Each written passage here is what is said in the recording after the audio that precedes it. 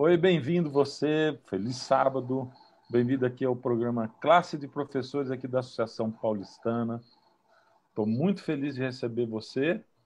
Lembrando, né, para você que está entrando aí no Facebook, no YouTube, compartilha o nosso link, né? Se você gosta aqui da lição e desse programa, compartilhe e convida outras pessoas também. Faz as pessoas saberem, né? Para a gente poder estudar com mais pessoas. Bom, nós estamos aqui, esse programa é gravado, então, como a gente está em período de férias, nesse período você não vai ter como, nós não vamos ter como inserir, né, seu comentário e tal, que é sempre muito importante para nós, porque a gente já gravou. Mas daqui a pouquinho a gente volta ao vivo, né? E nós começamos o trimestre em altíssimo nível, né, com convidados especiais, amigos muito queridos, e vou pedir para eles se apresentarem para você antes da gente começar, antes da gente orar e começar a estudar a nossa lição. Demival, vamos lá. Prazer, gente.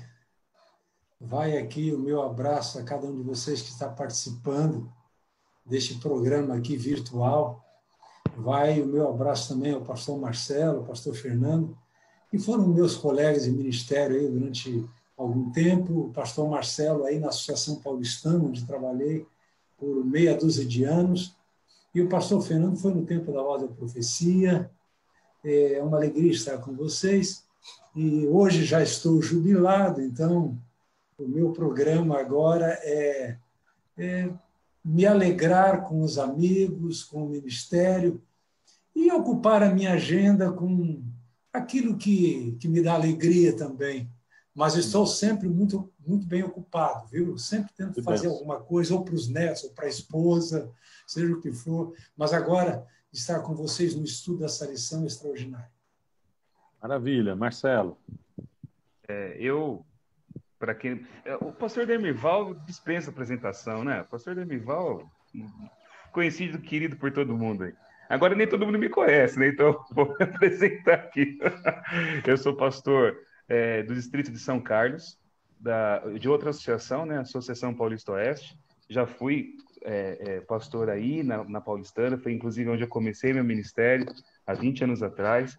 Tive a oportunidade de fazer muitas amizades, né? E é gostoso estar aqui participando com vocês de novo, porque eu tenho certeza, embora a gente esteja aqui no Zoom e a gente esteja gravando aqui esse programa por motivo das férias, né?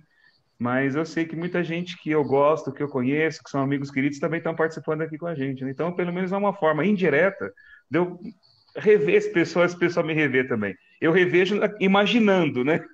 A turma aqui participando, né? Mas eu sei que eles estão todos juntos aqui, é muito gostoso. Joia, maravilha, que gostoso. Tem sido muito, muito gostoso. Você que está acompanhando a gente, tenho certeza que tem gostado. Eu tenho gostado demais, né, dessas lições. Vamos orar então para começar. Eu vou pedir para o Demival orar nesse início, por favor. Senhor, nosso Pai, nós queremos te agradecer porque o Senhor é o nosso Criador e também aquele que nos redimiu e nos trouxe das trevas para a tua maravilhosa luz. Nós estamos agora diante do estudo de tua palavra. Dá-nos sabedoria para extrairmos lições preciosas para o nosso crescimento espiritual. Fica conosco agora nas considerações que teremos, em nome de Jesus. Amém. Amém. Olha, nós estamos estudando o livro de Isaías, né, desde o começo do ano. Está aqui a capa da lição, maravilhosa. A capa é maravilhoso, o estudo também, né? Isaías muito amplo, como disse o Marcelo aí na nossa primeira lição, né? O livro de Isaías ele é quase que um resumo de toda a Bíblia, de todo o Evangelho, né? Aponta para trás, aponta para frente e para a nossa salvação, né? Bom, essa semana, quando o nosso mundo desmorona, é a lição 3, e a gente já começa no domingo, o perigo vindo do norte. Qual era esse temor assim desse perigo vindo do norte, dentro desse contexto histórico dessa lição? A gente já, pastor Fernando, a gente já mencionou o surgimento da Síria como um terrível flagelo e os assírios vêm do lado norte. Não é bem que vêm do lado norte, é que eles sobem, e aí, ao chegar na Palestina, naquela região, eles então começam a descer. Então, vêm do norte. Eles vêm do norte, mas o caminho que eles fazem é um caminho um pouquinho diferente. Então, os assírios se tornam a nação que flagela os povos ao seu redor. Grande império. Na verdade, esse império sucede ao Império Egípcio. E aí o perigo todo é que, por exemplo, o povo de Deus ainda parece que estava com a leitura errada, apesar de terem saído da escravidão do Egito, quando tinham que buscar socorro, queriam buscar no Egito. E o profeta Isaías foi um que falou contra o Egito, o profeta Jeremias, a gente já sabe disso, né? E agora, diante desse flagelo que se aproxima, nós temos em Israel um rei chamado Acás. Acás, ele era um rei medroso e, ao mesmo tempo, teimoso, um líder fraco, mas teimoso, cabeçudo. E os amigos, os vizinhos, já conheciam o perfil dele, né? O rei da Síria e também o rei de Israel, o que fizeram? Ameaçaram ele. E ele, com medo deles, em lugar de consultar o Senhor, de ver qual era o caminho que Deus estava propondo para ele, o que ele fez? Ele se antecipou e disse: eu vou buscar a ajuda dos assírios. Olha a escolha que faz esse homem. Então, quer dizer, ele ficou com medo daqueles que eram pequenos, né? E foi se unir a um que é grande, mas que é pior que todos. É pior que todos. Então, esse é o perigo que vem do norte. O perigo que vem do norte. A princípio, Israel e Síria. Mas, na verdade, a quem ele se submete é aos assírios. Uhum. O interessante aqui, esse contexto todo que o pastor Demival escrevendo assim, faz para a gente, os historiadores chamam da crise despertada pela guerra o conflito sírio-efraimita. É assim que eles chamam, sírio-efraimita. Porque são três nações na história, como o pastor falou. Dois reis. O rei Rezim, que é o rei da Síria, Síria com S. Síria com S. Não é a Síria, é Síria com S. A Síria do Bashar al-Assad de hoje, sabe? É aquela lá. O rei lá naquele caso era Rezim. E o rei de Israel do Norte, que é o rei Peca. O que acontece? Os assírios, como o pastor Demival disse, eles eram a bola da vez, por assim dizer. A potência que estava se manifestando como conquistadora, anexando territórios, expandindo seu império, com todo aquele requinte de crueldade que a gente comentou na lição passada. Esses eram os assírios. O rei da Síria, o rei Rezim e o rei Peca do Norte, eles fazem uma coligação para resistir à Assíria. Eles querem fazer frente à Síria, eles querem conter a expansão da Síria, eles querem entrar em guerra com a Assíria. Só que eles sabem que o exército assírio é muito mais poderoso, então eles querem fazer coligações para poder resistir à Assíria. E eles querem que o rei Acás entre nessa aliança, a aliança sírio-efraimita, assim que eles chamam. Efraim, porque Efraim é um resumo, é um nome que a Bíblia usa para poder designar o reino do norte, né? Eles querem convidar Acás para isso, mas Acás ele tem receio. Acás ele pensa assim: pô, eu vou me levantar contra a Assíria, e se dá errado esse negócio? Então ele se posiciona contra essa aliança, a aliança sírio-efraimita, sabe? Só que nessa de se posicionar contra a aliança sírio-efraimita, o que acontece? Agora ele tem Peca e Rezim como adversários dele. Porque o que esses reis pensam? Se nós invadirmos agora Judá, se a gente conseguir destronar Acás e colocar um rei marionete no lugar, então nós vamos ter a aliança que a gente quer. Entende? Então ele tem medo agora. Os recursos de lá, né? Exatamente. Então ele tem medo agora da ameaça que não só a Assíria representa, mas principalmente dentro do terreno do quintal da casa dele ali, o rei do norte, que é Peca, e o rei da Síria, que é o rei Rezim. Então ele fica com medo deles. E o que ele faz?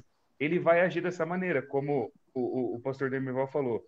Ele vai buscar auxílio, aliança política e recursos no maior inimigo de todos, que é a Assíria. Esse império terrível aí que a gente descreveu, ele vai meio que se submeter a eles, entende?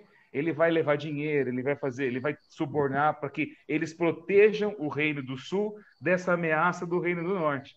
Entende? Essa ameaça vindo do Norte, que agora, no momento, ainda é Peca e Rezim. Tá? Só que é nesse momento que entra em cena aí o profeta Isaías. Porque ele tem Acaz que está morrendo de medo, que é, como o pastor Demival disse, que é um rei fraco, mas é cabeça dura. E ele quer garantir para ele o seguinte: olha, não submeta o Reino do Sul à Assíria, porque a Assíria é perigosa, mais perigosa que Peca e Rezim. Então, se você tem medo da dinastia de Davi, do seu trono ser perdido, você está colocando o Reino do Sul em maior risco ainda, procurando aliança com eles.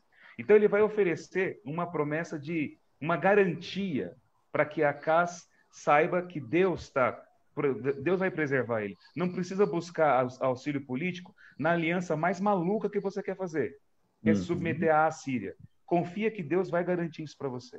E ele vai levar essa mensagem para o rei Acaz. Entende? Só que aí Acaz, ele não vai dar o braço a torcer, né? Como ele é cabeça dura, que nem a gente... E aí acontece uma coisa que ele leva o filho dele, né? Isso. O filho dele que, olha, desculpa, assim, mas ele não tinha bom gosto para escolher nome de filho. Não. O filho, coitadinho das crianças, vou te dizer, viu? Definitivamente, quando a gente vê a vida desses profetas, é assim, o profeta, a gente acha muito bonito, né? Ah, fulano é profeta, Deus fala com ele recebe a mensagem de Deus, existe um relacionamento entre Deus e o profeta, o instrumento do Senhor, mas vai viver vida de profeta para você ver como é que é bom, né? O profeta, ele renunciava a tudo. A vida dele, ele era simplesmente uma casca na qual Deus usava para aquilo que queria, sabe? Ele se permitia ser usado por Deus dessa maneira. Sim. Tanto que não só eles pregam a mensagem, mas eles vão performatizando a mensagem muitas vezes. Eles vivem, né? Eles vivem aquilo. A gente vê, por exemplo, Ezequiel. Quantas vezes Ezequiel tinha que encarnar aquilo que ele vivia? A mulher dele morre e Deus fala, você não vai nem chorar. Não vai chorar, não. Porque a sua falta de luto é uma mensagem que eu quero dar para Israel. Oséias casa com Gomer, a mulher que era prostituta. Isaías tem que andar pelado aí por um tempo na vida dele, no meio do povo. Sabe? A gente vai ver isso também aqui na lição. Jeremias, tantas vezes. Então, assim, ele tem um menino e esse menino tem um nome. O nome do menino é Um Resto Voltará. Um Resto Voltará. Esse é o nome. Sear Jazub. Né? Um Resto vai voltar. Esse é o nome. Então, imagina chamando o menino. O resto vai voltar. Vem comigo. Vamos lá no palácio lá. O resto vai voltar. Tira a mão desse negócio aí. Então, o tempo todo falando isso. O tempo todo. Se fosse no Brasil, o apelido ia ser só Restinho. Restinho, né? Ô, Restinho, vamos lá. Se fosse em Minas, ia ser Cadinho. Cadinho, né? O Cadinho.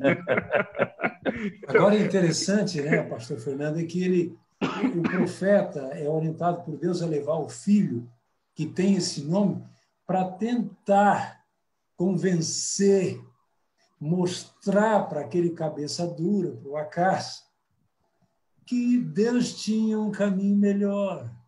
Que coisa! Será que será que nós somos muito diferentes do rei Acaz?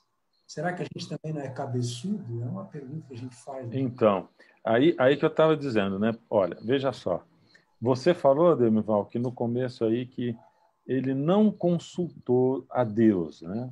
E realmente ele não consulta a Deus e vai tomando. Uma coisa muito diferente de tudo, né, no reino de Davi, é que você vê ele consultando Deus em tudo através do profeta, né? O tempo todo ele consulta, ele não faz as coisas sem perguntar para Deus. Aqui ele vai. Agora, não bastou ele não consultar a Deus, aí Deus não diz assim, ele que não me consultou, deixa quebrar a cara. Deus não falou isso. Não me consultou. Peraí, vou dar uma chance para ele. Deus vai lá, envia o profeta vai lá e adverte o camarada, né? E leva a criança, porque a criança, o menino, primeiro a figura da criança e depois o nome do menino, que já era uma mensagem profética do que iria acontecer. Deus diz, ó, leva o menino, porque, né, já vai mostrar o que vai acontecer. Se vai voltar é porque vai ser levado para o cativeiro, né? E se vai voltar um restante é porque a maior parte vai ficar vai ficar no cativeiro, né? E o Marcelo, quando você falou o profeta, né?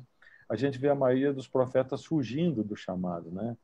Isaías não, ele se oferece, porém, ele se oferece dentro do contexto em que Deus chamou, né? Deus diz assim, a quem eu vou enviar? Ele diz assim, eis-me aqui, envia-me a mim. Mas eu vejo muita gente hoje se fazendo profeta sem ter sido chamada, né? A pessoa ela deseja ser profeta, mais ou menos como na igreja de Corinto, ali que todo mundo queria falar em línguas, todo mundo queria aí Eles querem um status, né? Eles queriam os dons que apareciam, né? O status assim, né? E Paulo diz assim, mas olha aqui, nós somos todos membros do corpo de Cristo e tal. Eles vão ensinar para vocês qual é o dom supremo, é o amor, né? Esse é o dom supremo do Espírito, né? O fruto do Espírito é amor, depois ele fala lá em Gálatas 5 também, né? E tem muita gente se enviando sem ter sido enviada, a pessoa se auto-envia. Deus não está enviando, mas o camarada está indo, tá indo por conta própria. Também está cumprindo a missão do rei Acás, que está tomando uma decisão por conta própria, né? Dizendo, olha, eu não enviei você. Não desse jeito que você está querendo ir. Eu envio você, mas eu tenho um jeito, não é do meu jeito, não do seu jeito, né? Então, a gente precisa acostumar a se deixar usar, como você falou aí, Marcelo, né? Quer dizer, você está afim de ser essa casca? Você está afim de... Ou você quer o glamour de dizer, olha, o Senhor falou, o Senhor mandou a mensagem para você. E essa coisa... Agora, interessante, pastor Fernando, é que os profetas, aqueles que foram chamados, a maioria deles tinha certa resistência. Moisés resistiu, o Senhor envia outro. Jeremias chorou, reclamou. Deus diz, não, eu quero você. E o profeta Isaías está aqui, cumprindo uma tarefa. A tarefa do profeta não é fácil, como a tarefa de um pastor, de um líder de igreja, não é fácil, né? Não é fácil. Quando eu era menino, assim, eu não nasci numa família adventista, fui conhecer a igreja depois, né? Mas logo depois, quando eu me batizei, eu comecei a me envolver nas atividades que a igreja tinha e comecei a pregar quando eu tinha uns 14 anos de idade. O Clube dos Bravadores, né, tinha aqueles requisitos, né, de um pregador mirim para poder ganhar ponto no Campuri, né? Então, a primeira vez que eu preguei, gravaram meus sermões. E alguma alma abençoada de um irmão querido guardou aquilo e transformou aquilo num CD e me deu aquilo. E aí, uns dias atrás, meus filhos me viram pregando com 14 anos de idade e davam risada. Ah, pai, como é que era? Como é que vozinha feia. E ficaram ali. Então, hoje aquilo está preservado para a posteridade como uma espécie de bullying que é feito contra mim, né? Mas eu comecei a pregar na igreja, né? E comecei a falar. E as pessoas falavam assim, nossa, você prega? Oh, você pode ser um pastor. Aí você prega bem, você pode ser um pastor. Porque na cabeça das pessoas, o que capacita você para um ministério é você estar no holofote lá na frente, apresentável, falando bem. Entende? Quer dizer, é claro que a pregação faz parte de muitos dons do ministério, não só do pastor, do anúncio do evangelho que Deus dá para a igreja. Mas as pessoas têm essa ideia, não é? Quer dizer, o glamour da coisa, né? O bonito da coisa, o filão, que é você estar ali debaixo de uma luz, é você ser o foco, é você ser a atenção. Então, isso é legal. Então, se você consegue lidar bem com isso, olha, você tem um perfil para ser tal coisa. Mas, na verdade, eu hoje, como pastor, sei, a pregação é importante? É importante, mas 90% do que eu faço não está na pregação. Está além disso. E aí as pessoas não veem, né? O quanto a gente corre, o quanto a gente sofre, o quanto a gente tem os nossos altos e baixos, quando a gente fica doente, quando a gente às vezes tem alegrias, quando a gente tem tristezas. Como o profeta é chamado para ver tudo isso. E não só o profeta, todos nós, qualquer pessoa que abraça uma missão de vida, ela vai se colocar na contramão do fluxo do mundo, do sistema que o mundo é. Ela vai ser rejeitada, vomitada para fora disso. Claro. Então você vai, claro, você vai entrar em choque, né? Você é ministro de Deus, sendo pastor ou não, em qualquer que seja a esfera de atuação na sua vida, você vai entrar em choque contra muita coisa. Então, só que as pessoas querem o glamour, mas não querem pagar o preço, ou não querem viver a vida que é consequente daquela aceitação de chamado, né? Então, isso é uma coisa muito importante para a gente entender. E Isaías é o cara que abraçou isso tudo, até o ponto de colocar o nome no filho dele de o resto vou verá. Agora, Pastor Fernando, o Acaz não atendeu a coisa, né? E aí, o que acontece? E aí, então, eu quero destacar essa questão de Acaz, né? Porque Isaías vai e leva o filho dele, e mesmo assim o rei não aceita. O rei tem medo. Ele é fraco, né? É inseguro, ele não tem medo. Mas a mensagem de Deus para Acaz e a mensagem de Deus para nós é: não tenha medo. Não temas. Alguém disse que 366 vezes na Bíblia nós encontramos essa expressão, ou bem próxima dela, não temas. Uma para cada dia do ano e até uma para o ano bissexto. Eu não contei, não sei exatamente isso. Mas o temor está intimamente relacionado com a incredulidade. Eu creio, eu aceito, eu tenho fé ou não. E o profeta, o rei Acaz, ele continuou temendo, continuou duvidando, incrédulo. Mas a mensagem de Deus para nós é: não temas, meu filho, eu estarei contigo. Além de ter esse temor, ele era teimoso, né? Porque ele olhou assim, ele olhou para... É aquela coisa, né? A gente olha para o tamanho da onda, né? E a gente não acha que Deus pode tirar a gente daquela situação. Não, mas isso é uma coisa, é física, uma lei da física, olha o tamanho da onda, olha o meu tamanho, não sei nadar e tal, né? Então, ele olhou para o tamanho da Síria, o tamanho do conflito, e está dizendo, não, mas eu vou seguir o que esse profeta aí está falando, esse camarada está dizendo que... bom, aí acabou a chance dele, né? Como é que foi? Vamos lá, vamos... Aí acontece uma coisa curiosa, né? Quando Isaías vê essa incredulidade do rei, ele fala o seguinte: olha, Deus quer que você peça qualquer sinal. Peça qualquer sinal. No céu, na terra, o que você quiser. Pede que você vai ver agora na tua frente aqui acontecer. Para garantir a palavra que Deus está te dizendo, que esses dois aí, Peca e Rezim, eles são dois tições. É um carvãozinho, a brasinha que vai apagar. E vai apagar logo, viu? Daqui a pouco tempo eles vão apagar. Se está com medo deles, não tenha medo. Não precisa se sujeitar à Assíria. Deus vai dar um jeito nesses dois. Fica tranquilo. Você quer prova? Você quer ter certeza? Se você não consegue ter fé, você quer ter certeza? Pede o sinal que você quiser. E ele fala: ah, não, quem sou eu para pedir um sinal ao Senhor? Ele fala assim: não, de forma alguma, eu não pedirei, não vou tentar ao Senhor. Parece uma fala bonita, né? Parece, nossa, a gente está falando que a casa aqui era um cara tão ruim, mas ele está sendo tão reverente, né? Mas isso, na verdade, assim, é uma ironia dele, né? Ele fala: não, eu não vou falar nada, não vou tentar o Senhor. Longe de mim pedir um sinal para Deus, que é isso? Na verdade, ele não acredita, ele não está nem aí. Ele passou do ponto de titubear. Imagina só, se Deus chegasse para qualquer um de nós aqui, diante dos maiores dilemas que a gente tem na nossa vida, dos maiores medos, e falasse: olha, pede o sinal que você quiser, o milagre, você vai ver agora, como prova de garantia do que eu estou te falando. Quantas vezes a gente pede sinal para Deus, né? Senhor, dá um sinal para mim, o que eu tenho que fazer? Vou para lá ou vou para cá? A gente pede e ele está quietinho. Você fala: Senhor, faça alguma coisa. Aquele silêncio. Agora aqui é o contrário. Deus está insistindo com esse homem, está chacoalhando o cara assim, né? Fala assim: olha, pede o que você quiser. E ele não quer. E aí entra aqui aquele texto maravilhoso, né? Que é um dos textos assim mais belos assim do Antigo Testamento, e que ele é usado numa circunstância secundária como profecia messiânica, né? Que ele fala assim: portanto, o Senhor mesmo dará um sinal. Eis que a virgem conceberá e dará à luz um filho. E esses nomes, né, de crianças ali, né, e colocará o nome nele de Emanuel. Ele comerá manteiga e mel, e quando souber desprezar o mal e escolher o bem, aí ele fala: e na verdade, antes que esse menino saiba desprezar o mal e escolher o bem, será desamparada a terra ante cujos dois reis tu tremes de medo. Ele fala assim. Então, esse menino vai servir como uma garantia de que Judá não vai ser destruído. Esse menino vai ser a garantia de que ele vai ser uma referência cronológica. Quando ele tiver mais ou menos os 2 anos de idade, esses caras aí, ó, já vão ter desaparecido.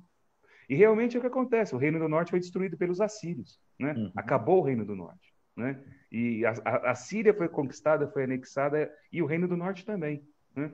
Mas o que acontece é o seguinte: o rei não acredita nisso. E aí que vem uma coisa curiosa, né? A profecia do Emanuel aqui, ela tem dupla aplicação. Ela tem um significado imediato, aquilo que a gente falou na primeira lição nossa. É importante a gente conhecer os contextos, né, para a gente poder entender a aplicação que a gente faz dela. Porque o Novo Testamento, Mateus, ele vai ler nessa profecia aqui uma referência ao Messias, a Jesus. Só que aqui, imediatamente, não é o que está acontecendo. Sim. Porque, para ter uma ideia, a palavra virgem nem aparece aqui. Você começa por aí. Mas como que não aparece aí? Né? Eu tenho aqui na minha mão uma tradução antiga da Bíblia. Não sei se dá para ver essa daqui, ó. Essa aqui é a Septuaginta. Tá? É uma tradução da Bíblia do Antigo Testamento em grego. Né? A Septuaginta, como a gente conhece hoje aqui, ela é fruto de um processo de várias e várias traduções, que foram feitas no decorrer de séculos aqui, para chegar no texto que a gente tem aqui, com muitas variantes textuais. Né? Mas a Septuaginta, a produção, ela começa a ser escrita por volta de 200 anos, mais ou menos, antes de Cristo. Pouquinho mais, pouquinho menos, sabe? Ela começa a ser produzida, né? Com a tradução dos textos de Moisés, da Torá, do Pentateuco. Do hebraico para o grego. Do hebraico e aramaico para o grego. Por quê? Porque é uma época que o povo já estava espalhado em várias nações, era o domínio dos gregos, o grego era o inglês da época, né? Muitos judeus não sabiam nem falar hebraico, então eles queriam um texto na língua deles para poder participar do culto da sinagoga, além das escrituras, né? Quando a Septuaginta, quando o livro de Isaías foi traduzido para a Septuaginta, e é uma coisa curiosa, o livro de Isaías é como se fosse, na Septuaginta, ele é mais ou menos uma Bíblia na linguagem de hoje, entende? Ele não segue ali uma equivalência formal da tradução. Ele é uma tradução meio livre aqui na Septuaginta, meio que interpretativa, entende? Diferente de uma Bíblia assim, de tradução mais literal que a gente tem, né? Então, quando traduzir aqui esse texto, o texto da Bíblia hebraica, que diz assim, a jovem conceberá e dará à luz um filho. Os tradutores aqui entenderam, a palavra jovem em hebraico, né, você tem duas palavras, né, para jovem e para virgem. Né? Você tem a palavra betulá, que é jovem, e a palavra alma, que é virgem. A palavra que aparece aqui ou melhor, é o contrário, né? A palavra betulá é jovem, é virgem, alma é jovem. A palavra que aparece aqui... você. Não, verdade, né? A palavra é essa daqui, né? Vou até tirar quiser, a dúvida aqui, ó. Oi? Você pode falar o que você quiser, porque eu não estou sabendo isso. Não, mas deixa eu ver. É exatamente isso. A palavra alma é jovem e betulá é virgem. A palavra aqui é jovem. Quando eles traduziram para a Septuaginta, eles colocaram a palavra em grego partenos, que é virgem. Por quê? Porque alma é uma jovenzinha adolescente, bem novinha. E naquele tempo é meio óbvio, né? Ele não está escrevendo em 2020, 2021. Ele está escrevendo lá 2.700 anos atrás. Então, uma adolescente é virgem. Se ela não é casada, ela é virgem, né? É meio óbvio isso, né? Então, ele está falando assim, olha, a jovem, uma jovenzinha, uma virgem, ela vai conceber e ela vai dar à luz ao filho, né? E ele vai ser Deus é conosco, Deus está conosco. Então, esse menino vai ser a garantia de que Deus vai proteger e preservar o reino de Judá. Mas o que acontece é que o rei rejeita o sinal. Então, a profecia do menino, agora, ela fica suspensa. Esse menino que vai aparecer não vai ser o Emanuel. E aí a história vai contar que Isaías, ele tem uma mulher, a profetisa, que é a jovem aqui, ele tem um filho com ela, e ele põe um outro nome. Ele põe Maer Shalal Hasbaz, que é rápido, despojo, presa segura. O nome do menino é uma condenação. Imagina, rápido, despojo, presa segura. Né? Você chamar um molequinho desse em casa, você fala, rápido, despojo, presa segura. Até você terminar de falar o nome dele, ele já derrubou o vidro, já fez o que tinha que fazer. Né? É o rapidinho, né, pastor? O rapidinho. Rapidinho. O rapidinho. O rapidinho. Né? É o cadinho rapidinho. Né? Os dois, né? Os dois filhos do profeta Isaías, né? Então, o nome do menino, agora, é uma declaração de destruição dos dois reis, porque ele vai falar assim, olha, antes que ele saiba falar papai e mamãe, esses dois vão ser destruídos. É o que ele fala. E também um sinal de aviso que o próprio reino de Judá também encontraria no futuro a sua destruição. Mas o que é interessante é o seguinte, quando a gente lê Isaías capítulo 7, muitos não leem Isaías capítulo 7 no contexto do capítulo 8 e do capítulo 9. Porque o capítulo 8 vai falar o seguinte, olha, capítulo 8, no verso 7 e verso 9, diz assim, não, capítulo 8, verso 7, 8 e também o verso 9 e o verso 10. Eu não vou ler todos eles aqui, não, mas aqui está falando, né, que a Síria vai invadir, que a Síria vai destruir, e diz assim, penetrarão em Judá, inundando-o, e passando por ele chegarão até o pescoço. As alas estendidas do seu exército cobrirão a largura da terra, ó Emanuel. Aqui fala de novo do nome dele. Espera aí. Mas o menino não foi chamado de Emanuel. Por que está aparecendo esse Emanuel aqui? Então, ele está falando o seguinte, olha, Judá também vai ser destruído, tá? Vão cobrir toda a terra, Emanuel. Aí no verso 9, no verso 10 diz assim, forjai projetos, e eles serão frustrados. Dai ordens, e elas não serão cumpridas. Por quê? Porque Deus é conosco. Na verdade, em hebraico aqui está, por quê? Por causa de Emanuel. Literalmente assim. É que a nossa tradução em português traduz o nome dele. Mas o que ele está dizendo? Olha, Judá também vai ser destruída. Só que podem fazer o que quiser. Forjem projetos, criem planos, tentem destruir o povo de maneira completa. Mas isso não vai acontecer por causa de Emanuel. Literalmente é isso que está falando. Quer dizer, aquele menino, a princípio, que era para ser uma garantia para Acaz, que Peque e Rezim não iria destruí-lo, aquele não aconteceu. Pelo contrário, o menino nasceu como um juízo declarado de destruição para todo mundo. Só que fala, haverá o Emanuel. E esse Emanuel vai ser a garantia de que, por mais que tentem fazer coisas contra o povo de Deus, Judá vai ser preservado, Davi vai ser preservado, e ele vai cumprir todas as promessas de Deus em benefício em relação ao seu povo. E essa é a leitura que Mateus faz. Porque Mateus fala, esse que é a garantia de que Deus vai cumprir todas as promessas, e esse que é a certeza de que a casa de Davi não vai desaparecer, de que o reino de Deus vai ser eterno, é Jesus de Nazaré. Por isso, ele é o Emanuel. Ele é o Deus conosco. Então, aquele que não foi, se torna agora em Jesus. Entende? E ele, como aquele menino era a garantia para ajudar, Jesus também é a garantia para o povo de Deus, de que todas as promessas vão ser cumpridas. Por isso, ele é Deus conosco. Entende? E aí você vê uma reciprocidade também, né? Porque só uma reciprocidade no sentido de que se Judá fosse destruído, Jesus não viria. Mas não nesse viria. Momento, ou seja, o descendente de Davi não viria, né? Mas nesse momento a reciprocidade diz também que também Judá não seria destruído por causa dele, né? E não só Judá, né? Não seria destruído o povo de Deus, ou a semente de Deus, ou o remanescente de Deus permaneceria para sempre, né? Dificilmente, pastor Fernando, alguém teria recebido um apelo de fé, pelo menos os moldes do rei Acaz. Ele recebeu um apelo de fé. Deus dizendo assim, olha, eu vou te dar um sinal, já que você não quer, mas eu vou te dar esse sinal. Eu vou te dar, é um apelo, eu diria até desesperado, um apelo de fé, para que ele cresça. Ele deveria ter dito, Senhor, ajuda a minha incredulidade, como aquele homem disse para Jesus, né? Senhor, ajuda a minha incredulidade. Não, mas duro de coração. Mas que oferta que Deus dá. Até onde Deus vai para tentar resgatar alguém, para tentar reconduzir alguém num caminho, para fazer refletir. Até onde Deus vai.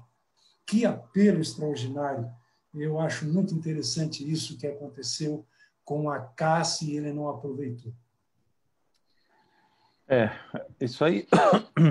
Isso aí se torna muito interessante e muito importante para nós, né? Porque Deus o tempo todo está oferecendo também oportunidades para nós, né? Se a gente olhar o tempo, vamos fazer essa leitura do tempo no qual nós estamos vivendo, né? Pedro, né? Lá em 1 Pedro, agora estou em dúvida se é 1 ou 2 Pedro, né? Mas onde ele dá uma radiografia, né, de como vai estar o mundo um pouco antes da vinda do Senhor Jesus, né? Como as pessoas estarão e o que vai estar acontecendo, que é 2 Pedro capítulo 3, né?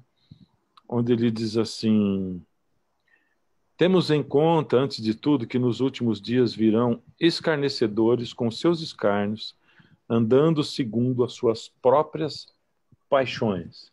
E quando a gente lê assim, escarnecedores com seus andando, a gente já pensa nos de fora, né? Mas olha o que ele diz assim, dizendo, onde está a promessa da sua vinda? Porque desde que os pais dormiram, todas as coisas permanecem como desde o princípio da criação. Aqui não são pessoas que nunca ouviram falar da vinda de Jesus.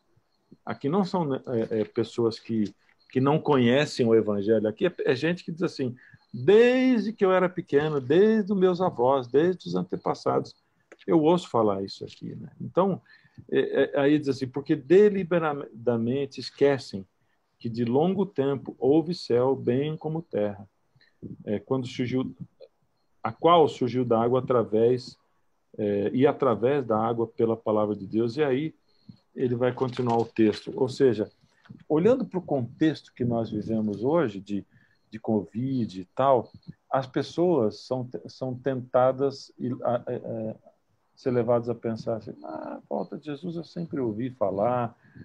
Quando fala de volta de Jesus, tem um negócio dessa... como é que eles falam aí?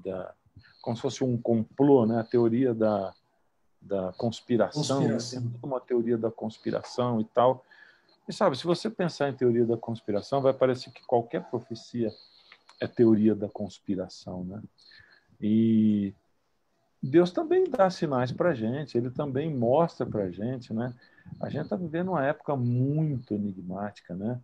Aí outros vão dizer assim, mas já aconteceram epidemias no passado. Sim, mas olha só que vê se nós não estamos alcançando a plenitude do tempo, como Paulo diz em relação ao primeiro nascimento de Cristo, né? E Deus vai dando sinais e vai chamando e tudo. Não adianta nada, né? Quando acontece uma coisa como a pandemia, um monte de gente, aí surge um monte de live, um monte de estudos de profecia, e fala disso e fala daquilo. Acabou, ou começou a passar, esfria de novo, né? Olha, esse preparo para o qual Deus está chamando a gente é para todo dia, né? Ou essa aceitação daquilo que Ele fala conosco, daquilo que Ele nos adverte, é para todo dia, para toda hora, né? Então, Deus está sempre nos advertindo.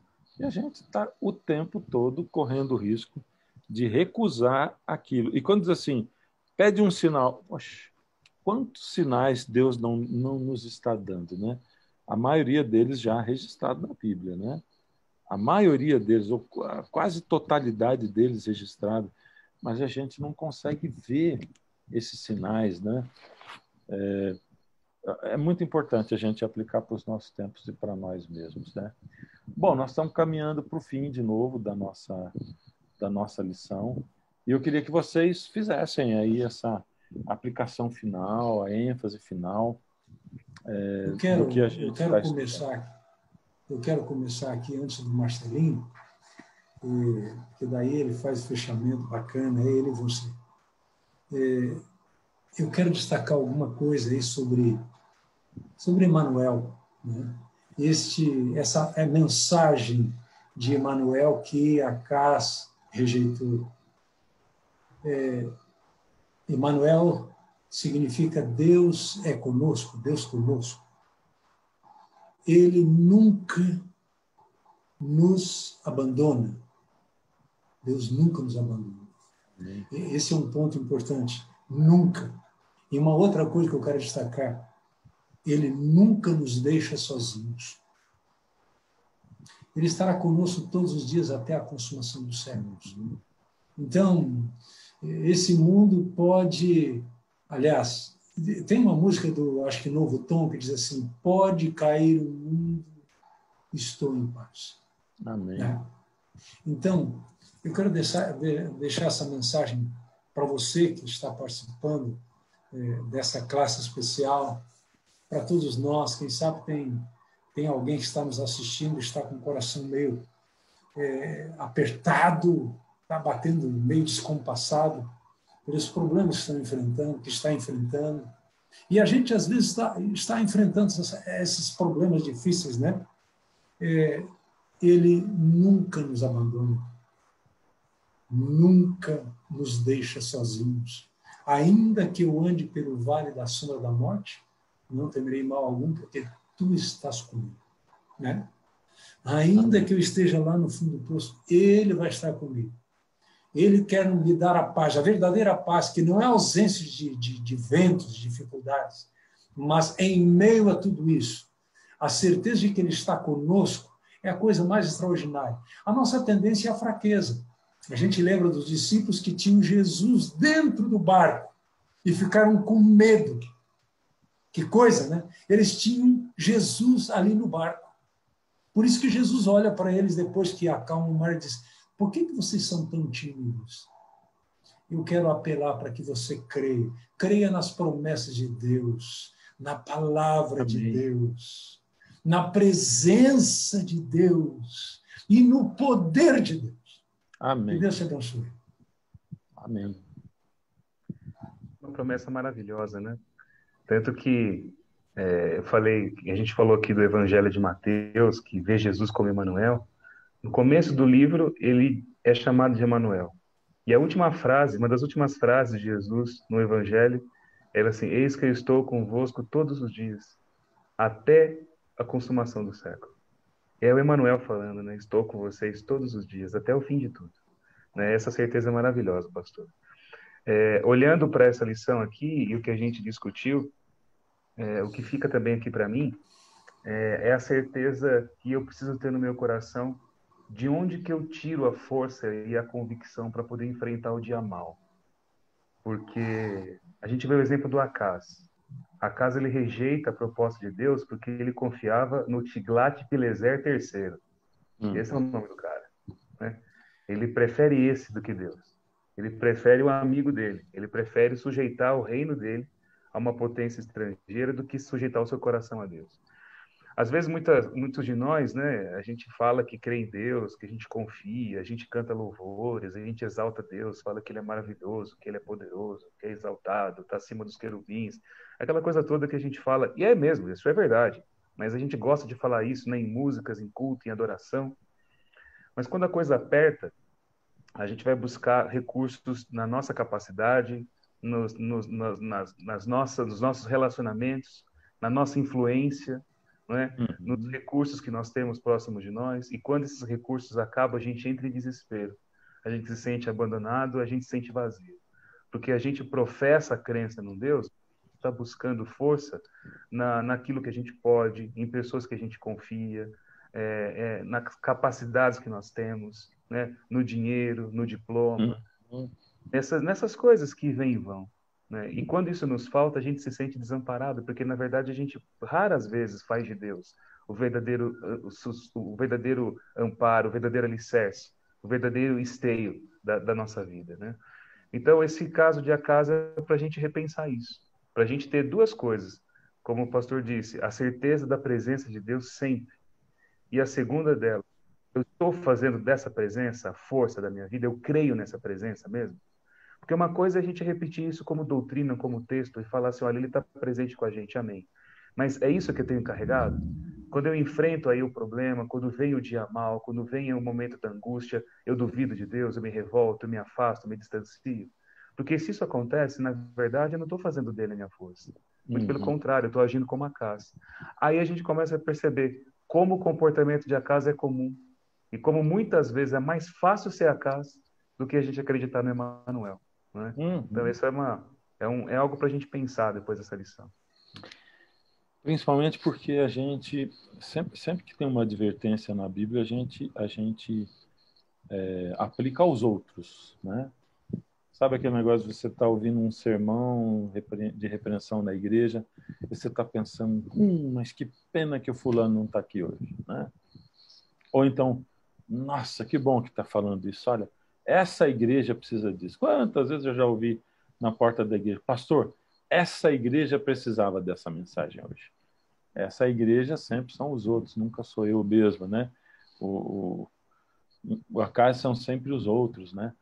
E a gente pensa assim, os líderes, hoje tem um negócio de pensar muito na liderança da igreja. Todos nós somos líderes, não existe uma pessoa que não é líder. Se você tem um amigo, você é líder, você lidera ele, entendeu? Tem muita gente que diz, não sou líder. Não é líder na igreja, mas você tem um grupo de amigos que você lidera, você tem uma pessoa que você lidera, Você é líder, né? Todos nós somos responsáveis por nós mesmos e pelos outros, né? E Deus está chamando a gente para confiar nesse Emanuel, né? Então, a gente precisa muito pensar sempre na coisa da eternidade, né? Ou seja, Deus está nos preparando para a eternidade. Os problemas virão, não são fáceis, porque, olha, nesse tempo de Covid mesmo, muita gente querida, né? Perdeu gente, gente nova, gente mais velha. E eu tenho certeza que nessa hora a gente pensa assim, puxa, o que vai ser da minha vida, né? O que vai ser? Puxa, não podia ter acontecido isso. Mas é aquilo, né? É Deus dizendo, né? O Deus conosco, o Deus é conosco. Ele prometeu estar conosco, sim, até não só quando Jesus veio aqui, mas assim, até a consumação dos séculos, até a consumação. Eu vou terminar com essa figura que eu tenho sempre na minha mente, sabe assim? Quando eu vejo a morte de Jesus, né? E Ellen White diz que tinha duas porções de escuridão, uma sobre a multidão e outra sobre as cruzes, né? E Jesus ali totalmente envolvido por aquela escuridão da cruz. E aí ela diz que Deus ele se ocultou naquela escuridão, né? Porque ele não conseguia assistir aquela cena de lá, né? Ele tinha que descer, né? Ele tinha que vir, né? E na lição até é citado o caso de Estevão, né? Quando foi apedrejado, diz, eu vi o Senhor à direita, em pé à direita do trono de Deus, né? E aí, não, mas por que Jesus estava ali em pé, né? Porque ele não ficaria sentado, né? Ele se levantou, né?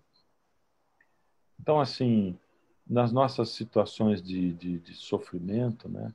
Nos nossos problemas, Deus está ali do lado, né? Ele está protagonizando. Então, Jesus ali, a escuridão, Deus oculto no meio da escuridão, talvez olhando para o rosto do filho, o filho não podia ser consolado pela presença dele, ele não podia perceber a presença. Eu não me lembro, isso ficou na minha cabeça, eu não sei se é uma figura que eu fiz, mas eu não me lembro se ela disse que Deus está ali ao pé da cruz, mas eu fiz essa figura, Deus ao pé da cruz aqui assim. E provavelmente algumas gotas de sangue caindo sobre ele, simbolicamente, né? Enquanto Jesus dizia, por que me desamparaste, né? Então é essa figura do Deus conosco, né? De Deus o tempo inteiro com a gente, mesmo quando a gente está sofrendo. O sofrimento estava ali, mas ele estava ali também. E a cena seguinte, então, depois da ressurreição, é Jesus sendo apresentado no céu. Apocalipse 5, aquela cena maravilhosa de adoração, né? E o Cordeiro é digno de abrir os selos, porque ele foi morto e tal, né? Então, aí está a cena da eternidade. O que era antes e o que será depois, e a nossa vida com Jesus, né, e conosco, o que será depois. Bom, gente, muito obrigado por participarem comigo. Eu vou pedir, então, a última oração. Acho que quem começou hoje foi o Demival, não foi? Então, terminamos com o Marcelo orando por nós, por favor. Senhor, agradecemos a Ti esse momento tão especial que passamos aqui, ouvindo a Tua palavra e tendo no nosso coração renovada a certeza de que o Senhor está conosco. Tua presença, ela é verdadeira, é real, e ela fortalece nosso coração para enfrentar as durezas da vida. Ajuda-nos, Senhor, também a entender se estamos realmente colocando a nossa fé na Sua força, no Seu poder, ou se estamos apenas professando algo e tentando viver a vida de acordo com a nossa agenda. Ajuda-nos, Senhor, a vivermos para Ti e a termos sinais da palavra, os sinais das épocas em que vivemos, como um alerta para que a nossa vida seja vivida com mais consciência. Tome cada um de nós nas Suas mãos, é o que Te pedimos e agradecemos em nome de Jesus. Amém. Amém. Amém. Obrigado, viu? Na próxima lição, infelizmente, não vou ter vocês. Foi muito legal ficar com vocês. Foi muito gostoso. Aí. Foi muito Deus bom. abençoe. Eu que agradeço. Um grande Obrigado, abraço. Marcelinho. Para você também aí. A gente se encontra semana que vem com outros convidados. Fiquem com Deus. Abraço a todos. Valeu. Abraço. Tchau, tchau.